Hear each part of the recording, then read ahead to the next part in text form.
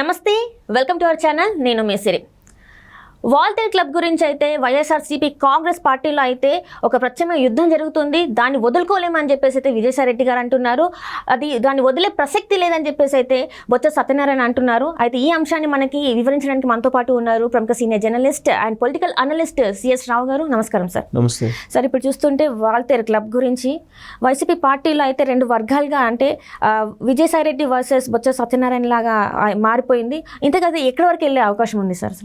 So ఒకటి ఏంటంటే, Waltair club విషయంలో ఎందుకు వైఎస్ఆర్ కాంగ్రెస్ పార్టీకి సంబంధించిన కీలకమైనటువంటి లీడర్లు బొత్స సత్యనారాయణ, సాయిరెడ్డి ఇద్దరు కూడా భిన్నంగా స్పందిస్తున్నారు అనేది ఇప్పుడు పెద్ద హాట్ టాపిక్. కావాలని విజయసాయిరెడ్డి ఇలాంటి వాల్తేర్ క్లబ్ని బయటికి తీసుకొచ్చాడు ఎన్నికల సమయంలో అనేది బొత్స సత్యనారాయణ భావిస్తూ ఉన్నారు. ఆ క్రమంలో బొత్స సత్యనారాయణ ఏమన్నారు, వాల్తేర్ క్లబ్ని మేము వదులుకోము, మేము మీకు ఇవ్వమంటుంటే వాల్తేర్ క్లబ్ని మేము తీసుకుంటాము అని చెప్పి విజయసాయిరెడ్డి అంటున్నారు. ఎందుకు ఈ వివాదం వచ్చింది అని అంటే, వాల్తేర్ క్లబ్ అనేది బ్రిటిష్ కాలం నుంచి ఉన్నటువంటిది. అది సో బ్రిటిష్ కాలం నుంచి ఎంతో ఫేమస్. విశాఖపట్నంలో వాల్తేర్ క్లబ్ అనేది చాలా ఫేమస్. అది దాంట్లో ఏదో ఒక సామాజిక వర్గానికి సంబంధించినటువంటి వాళ్ళు ఉన్నారనేది ఒక ఆరోపణ. అమరావతి విషయంలో ఏ విధంగా అయితే ముద్ర వేశారో అలాంటి ఆరోపణలు విజయసాయిరెడ్డి వర్గం, విజయసాయిరెడ్డి నుంచి రావడం జరిగింది. అప్పటి నుంచి అది డిస్ప్యూట్లోకి వెళ్ళిపోయింది. డిస్ప్యూట్లోకి వెళ్ళటంతో పాటు అక్కడ మెంబర్షిప్ కోసం ఏదో ఈయన విశాఖ సంబంధించి, ఉత్తరాంధ్రకు సంబంధించి ఇన్ఛార్జిగా ఉన్నప్పుడు విజయసాయిరెడ్డి మెంబర్షిప్ కోసం ఏదో ప్రయత్నిస్తే వైఎస్ఆర్ కాంగ్రెస్ పార్టీ వాళ్ళు అక్కడ నామ్స్ ఏవైతే ఉన్నాయో ఆ నామ్స్ ప్రకారం ఇవ్వలేము అని చెప్పారు అని చెప్పి అప్పట్లో వచ్చినటువంటి న్యూస్. ఆ రోజు నుంచి వాల్తేర్ క్లబ్ మీద వైఎస్ఆర్ కాంగ్రెస్ పార్టీకి సంబంధించినటువంటి కన్ను పడింది. అప్పుడు వైఎస్ఆర్ కాంగ్రెస్ పార్టీకి కర్త, కర్మ, క్రియ, కన్ను అన్నీ విజయసాయిరెడ్డి ఉన్నారు. ఉత్తరాంధ్ర అంటే వైజాగ్ని బేస్ చేసుకొని ఆయన రాజకీయాలు నడిపాడు. దాదాపు 2 సంవత్సరాల పాటు నడిపాడు. 2019 నుంచి ఆయనే ఉత్తరాంధ్ర ఇన్ఛార్జిగా ఉన్నారు. అంతకుముందు కూడా ఎన్నికల ముందు కూడా ఈయన జగన్మోహన్ రెడ్డి గెలవక ముందు కూడా ఉత్తరాంధ్ర ఇన్ఛార్జిగానే ఉన్నారు. అప్పటి నుంచి ఆయనకి కొన్ని ఆస్తుల మీద కన్నుబడింది.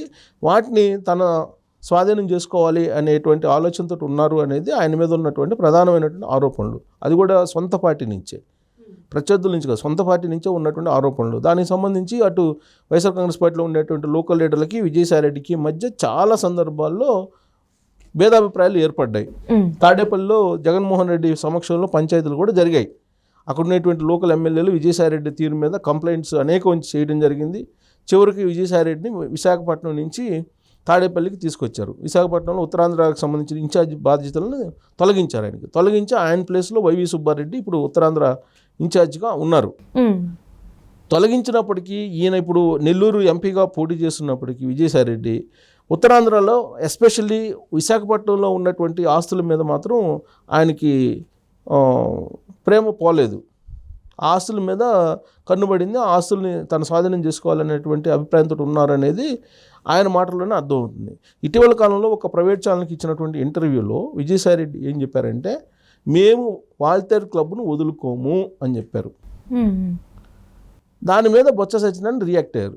ఎందుకంటే ఇప్పుడు elections time. So elections time Waltair క్లబ్కి అలాగే విశాఖలో ఉండేటువంటి హై ప్రొఫైల్ పీపుల్కి కొంత మానసికమైనటువంటి సంబంధం ఉంది.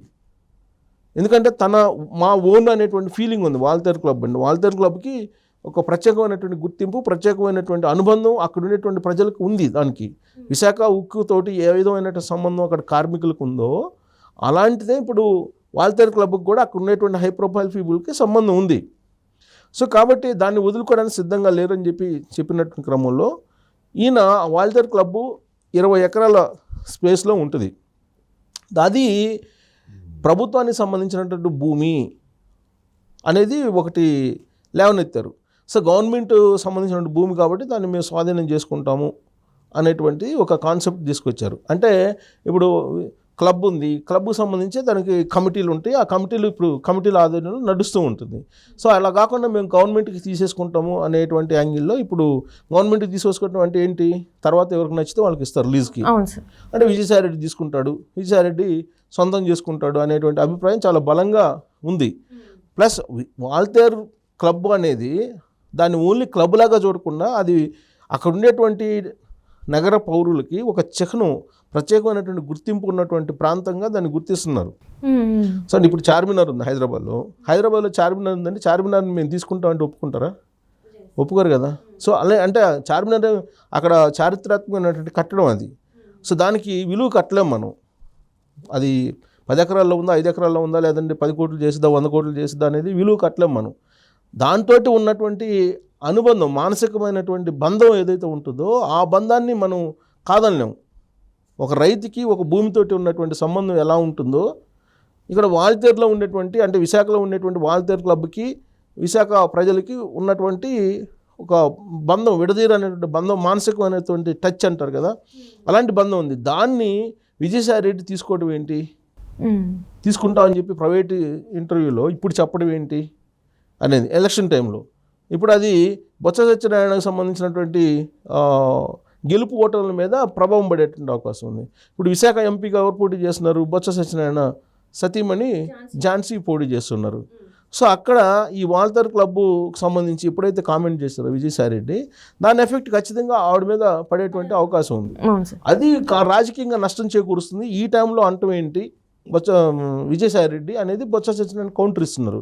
ఎట్టి బస్సులో మేము వదులుకోం, అది వైజాగ్గా ఉండాలి, అది ప్రైవేట్ వ్యక్తుల చేతుల్లోకి వెళ్ళడానికి లేదు అని చెప్పి ఆయన వాదిస్తున్నారు. ఇప్పుడు వీళ్ళిద్దరూ వాద ప్రతివాదాల మధ్య వాల్తేరు క్లబ్ విషయంలో ఏం జరిగింది పూర్వం అనేది అందరికీ తెలుసు, అక్కడ ఉన్నటువంటి ప్రజలకి. కారణం ఏంటంటే వాల్తేరు క్లబ్ని స్వాధీనం చేసుకోవాలని ప్రయత్నం చేశారు వైఎస్ఆర్ కాంగ్రెస్ పార్టీ వాళ్ళు అనేది. ఈ మధ్యకాలంలో ఇంకొక ఇష్యూ కూడా వచ్చింది.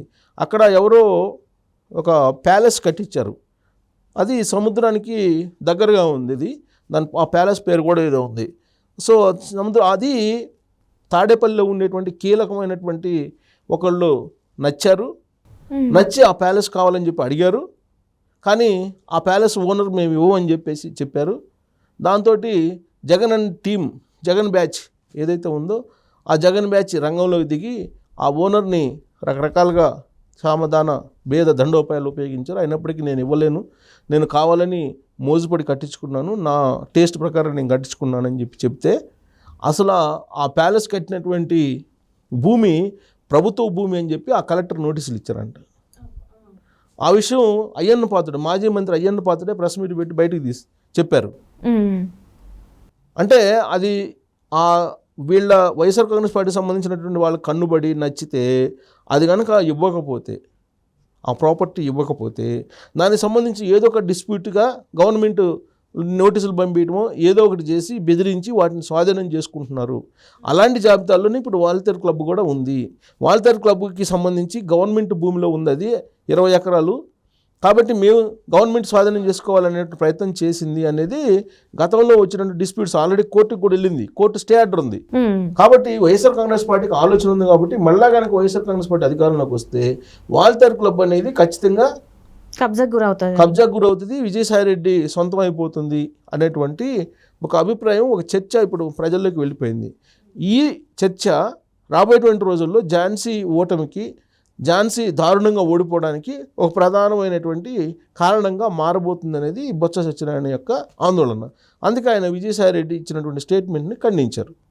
కానీ విశాఖలో ఉన్నటువంటి వాల్తేరు క్లబ్ మీద మాత్రం వైఎస్ఆర్ కాంగ్రెస్ పార్టీ కన్ను ఉంది, ఎప్పటికైనా సరే దాన్ని వదలరు అనేది మనం చెప్పొచ్చు. గతంలో జరిగినటువంటి కొన్ని సంఘటనలను మనం బేరీజ్ వేసుకుంటే. Right sir, right. Thank you so much sir. Thank you.